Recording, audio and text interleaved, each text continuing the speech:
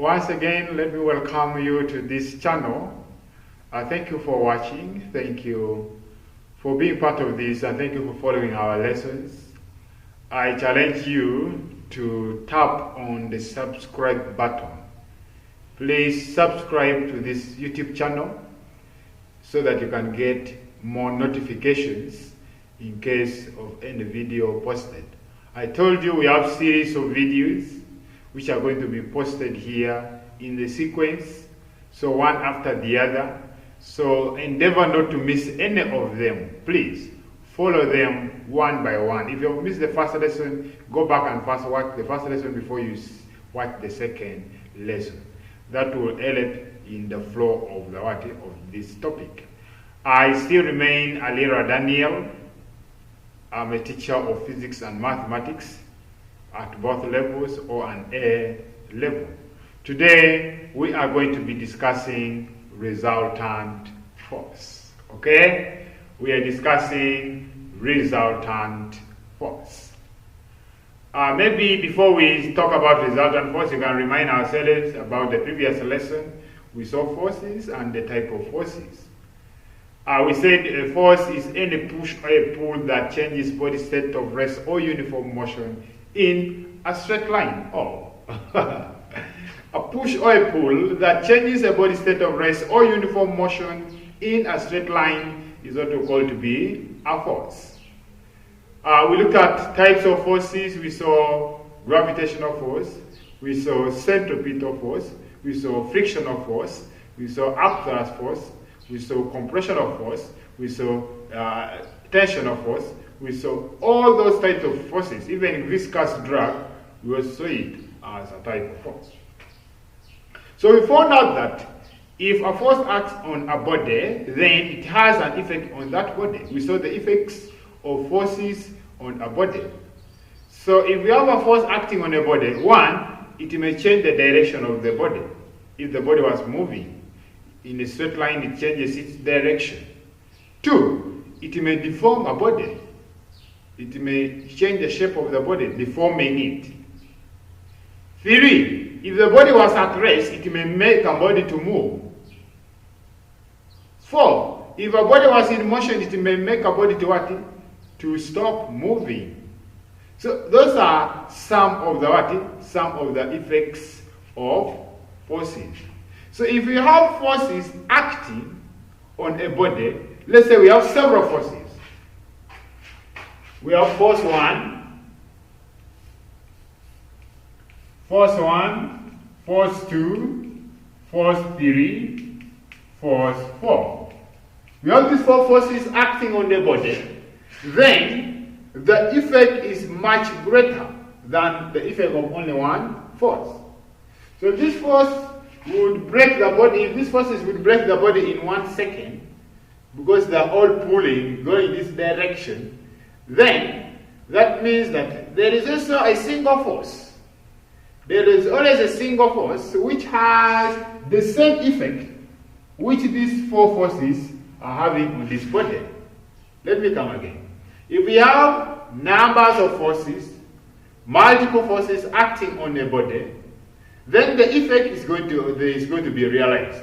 But there's always a single force that when acted on this body, it will have the same effect as the effect realized when all these four forces act on it.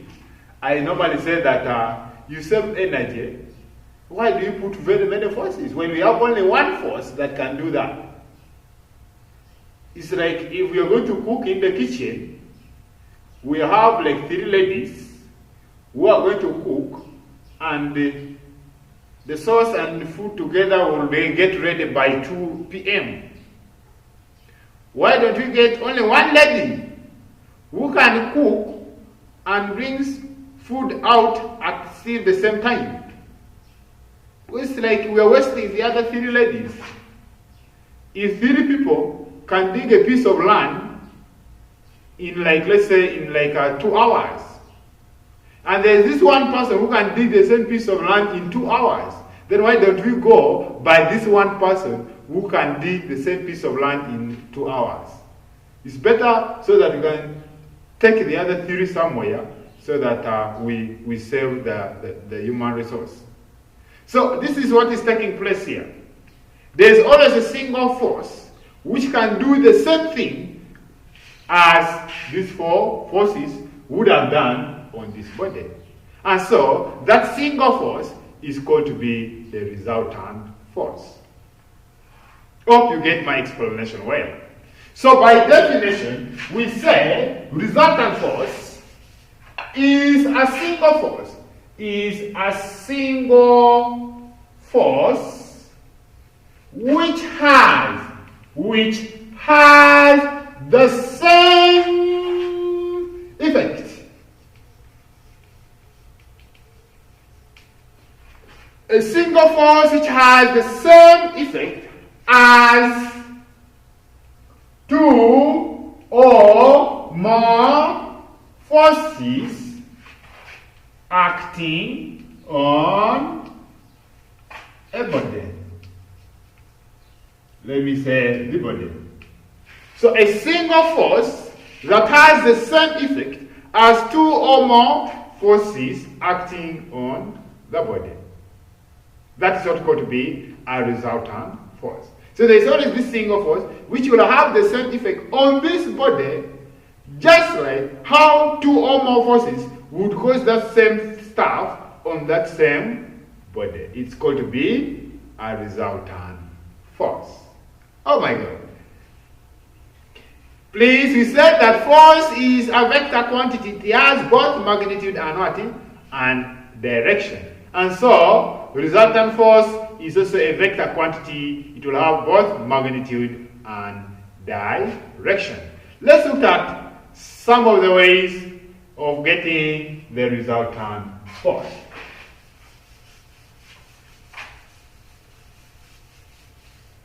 We're going to bring a general question and we are saying find the resultant force. Find the resultant force.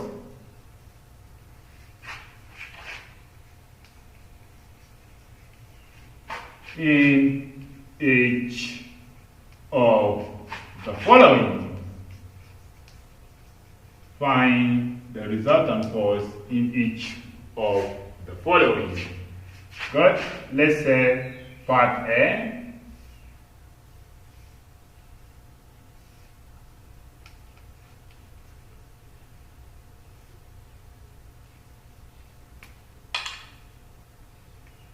We have this body. There are two forces acting on it. We have force of 10 newtons acting to the right and force of 2 newtons acting to the left. So we have two forces, 10 newtons acting to the right and 2 newtons acting on the left. So what is the equivalent of that single force which would act on this body and will produce the same effect as these two forces are producing? So, when two forces act in opposite direction, the resultant force of those two forces is obtained by subtracting the two forces. Let me come again. If we have two forces acting in opposite direction, the resultant force is obtained by subtracting the two forces. And we subtract the small one from the big one. So that means the body will move in the direction of the big one. Then if you have two forces acting in the same direction, then we obtain the resultant force by adding the two forces. We get the sum of the two forces. And the direction of the body will be in the direction of the forces. Now here, we have two forces, 2 newtons and 10 newtons, acting in opposite direction. So, we expect the body to move in the direction of the bigger force. So, in this case, the body will move in the direction of 10 newtons. But it will not move with the force of 10 newtons because there is this one which is acting in opposite direction. So, we first get the resultant force. Resultant force, we denote it as FR. Fr is the resultant force. It's going to be the bigger force, which is 10 newtons, minus the smaller force, which is 2 newtons. This gives us 8 newtons, but to the right. It's to the right, to this direction, the direction of 10 newtons. So that is how we can get the resultant force on this body, on condition that they are acting in opposite direction. What about the case when they are acting in the same direction? Let's say part B. We have this force, which is, let's say, 10 newtons, and the same force, which is 2 newtons. These are two forces, but these two forces are acting in the same direction. The direction of 10 newtons force is the same as the direction of 2 newtons force. And so, if we are to get the resultant force, we do so by just getting the sum of these two forces. In this case, our resultant force, F resultant, is going to be 10, then plus 2, this gives us 12 newtons still to the right.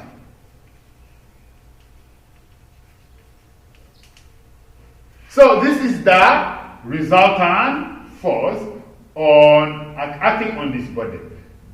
The 8 newtons is for this, and then the 12 newtons is for that.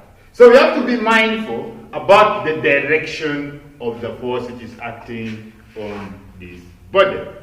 Let's look at e.g. number 3, that is part C.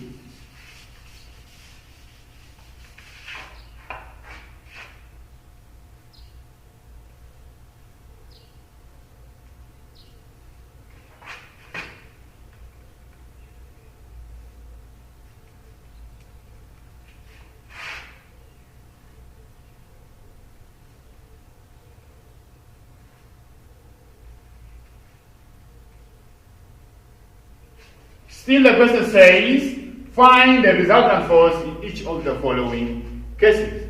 So here we have 4 forces. We have 5 newtons, 34 newtons, 4 newtons, and then 20 newtons. So how do we get the resultant force? I'll get the resultant force in parts. I first get the total forces acting on the left, on the right. Then I get the total forces acting on the what? On the left. So let's start by getting the total forces acting on the right. The total forces acting on the right, we have 2 forces acting on the right. So we get the resultant on the right by getting the sum. So we shall have 5 plus 34, which gives us 39 newtons. Then the total forces acting on the left is going to be 4 plus 20, that is 24 newtons. Now from here, you see which force is greater than the other. Is it the forces acting on the left or those which are acting on the right?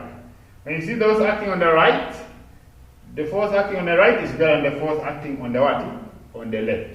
So my resultant force is going to be the bigger force, which is 39, minus the smaller force, which is 24. So this gives me 15 newtons. But to the direction of the bigger force. You should not forget that, okay? We shouldn't forget that. To the direction of the bigger force. So it's to the right.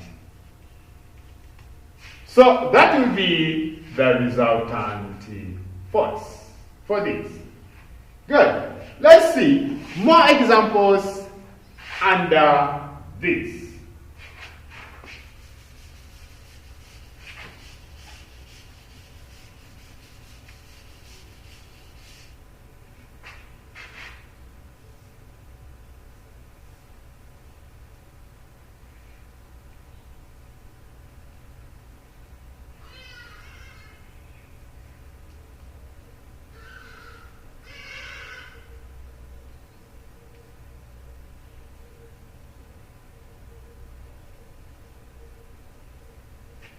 I want us to look at these forces.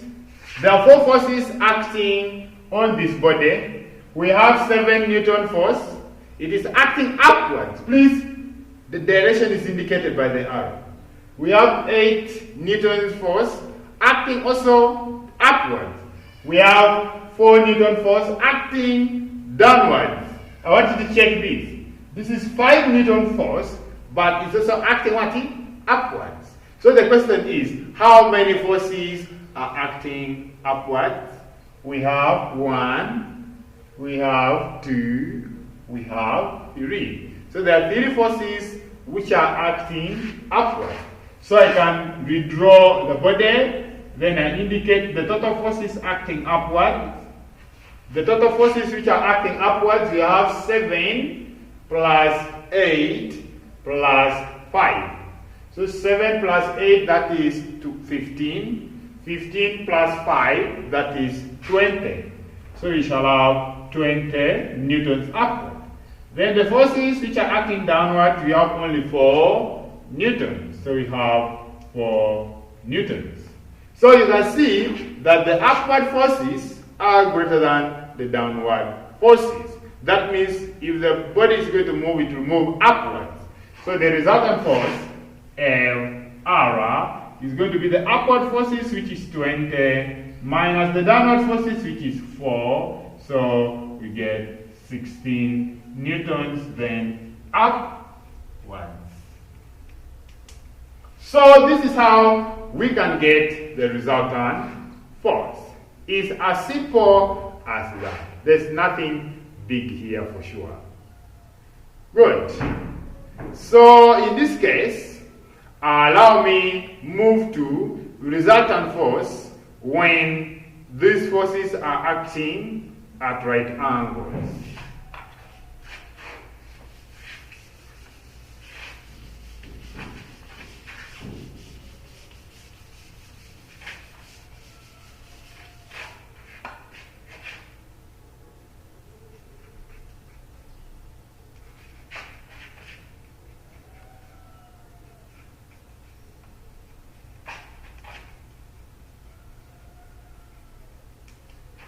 Forces which are acting at right angle.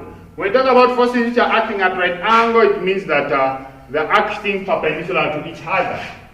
So if I have force Fy and we have force Fx, we have force Fy and force Fx, we say these two forces are acting at right angle.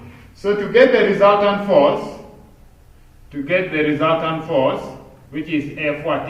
Fr, we use Pythagoras theorem. Pythagoras theory says that A squared plus B squared should be equals to C squared. So we use Pythagoras theorem to get the resultant force. So if this is Fy, and this is Fx, and this is Fr, this is the resultant force. So this one becomes our A, this one is our B, and this one is our what? Our C.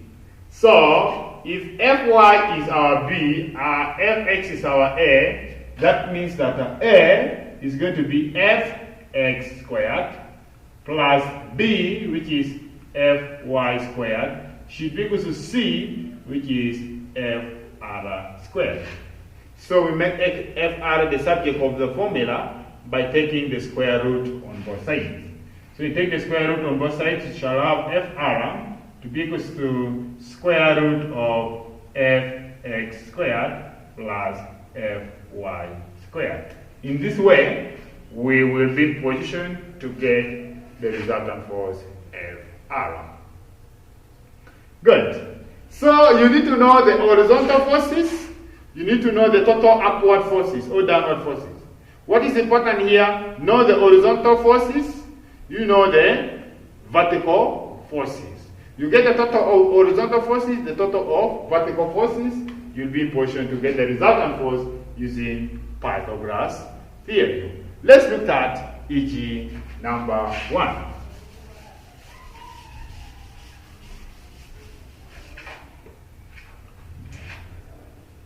We are finding the resultant force for each of the following. Part A,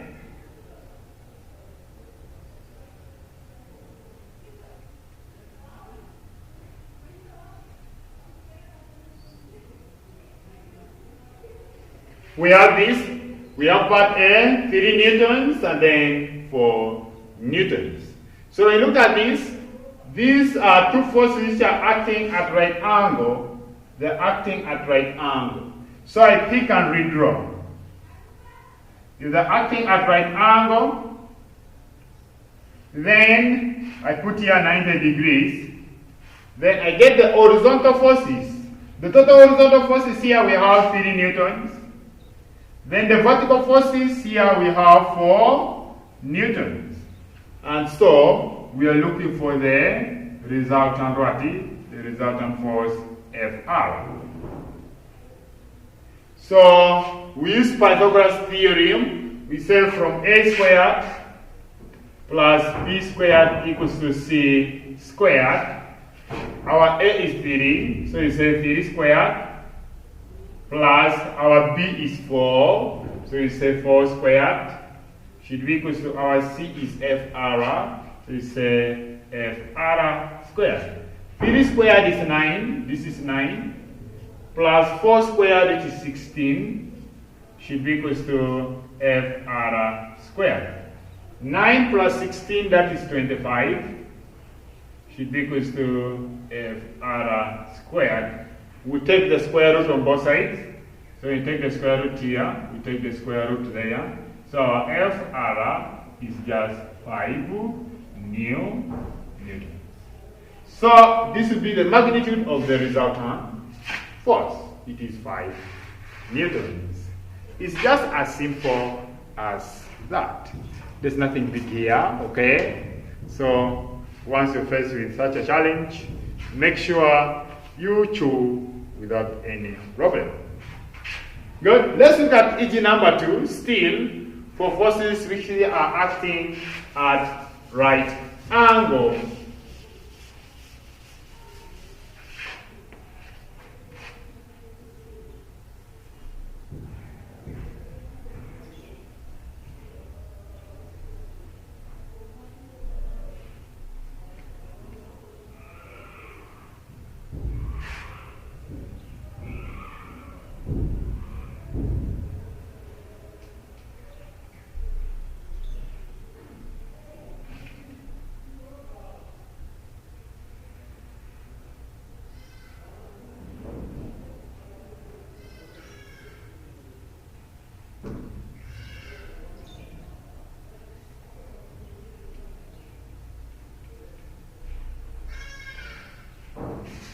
Good.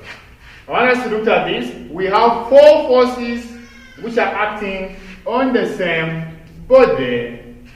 Now, in such a case, you need to first get the horizontal force, you get the vertical force, the resultant on the horizontal force, and then the resultant force vertically. Then after, you see whether it will be acting at an angle.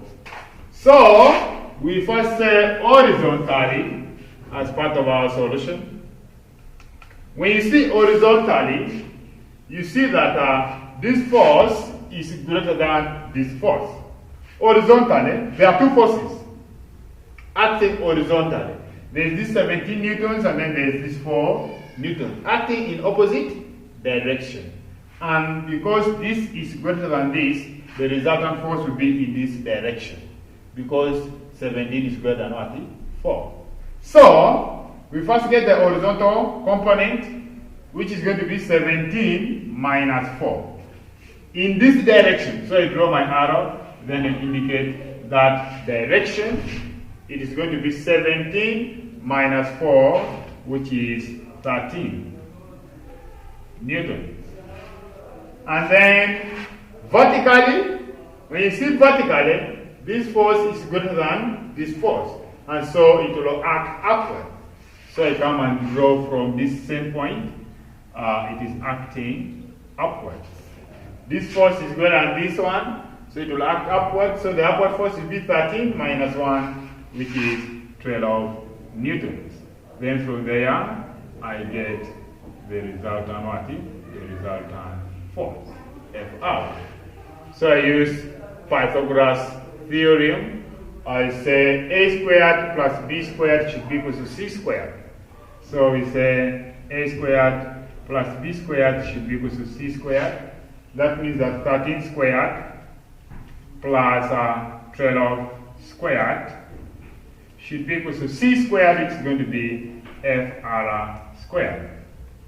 13 squared, that is 169, plus 12 squared, that is 144. You can use the calculator. You can use your calculator. You just say 13 squared, and then you can also say 12 squared equals to fr squared. So 169 plus 144. If you can't add directly, please use your calculator. If you can't add directly, use your calculator. Make sure you have yours. Mine is here. So I can just say, what is 169?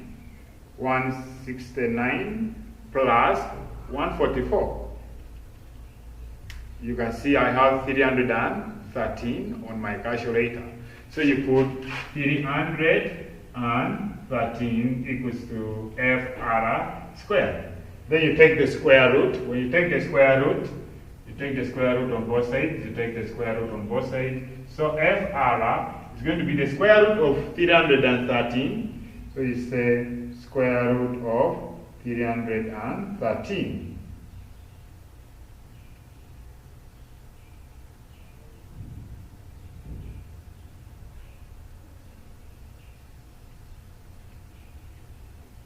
So if you do that, you get yourself with the 17.6918 newtons. You write to at least 4 decimal places. So that's briefly how we can get the resultant force. Before we end the lesson, I want us to try these numbers. I'm going to put some exercise here. Please try them.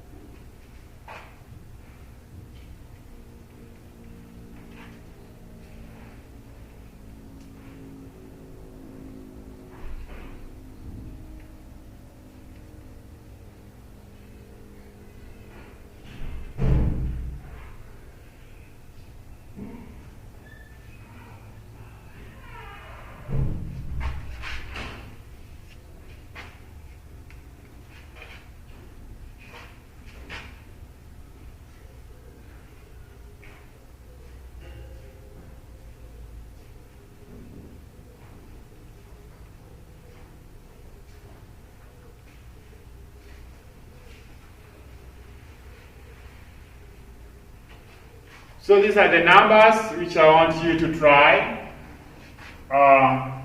You put them down. It's an activity. You're supposed to find the resultant force in each of the following. This is part A, part B, part C, and part D. Please try them out. I'm very sure they are going to come out successfully. In case of any problem, you will chat with me in the live chat. I'll be in position to respond. Thank you so much for being part of this. Thank you for being part of this. I wish you a nice lesson as you watch this. Please don't forget to subscribe in case you have not yet. And don't forget to catch up with the next lesson, because when you miss one, you may find it hard to catch up. Please make sure you don't miss any lesson. Watch all of them. Feel free to contact me at any time so that I can respond to your concern. Thanks so much. Goodbye for now. See you. Goodbye. Bye.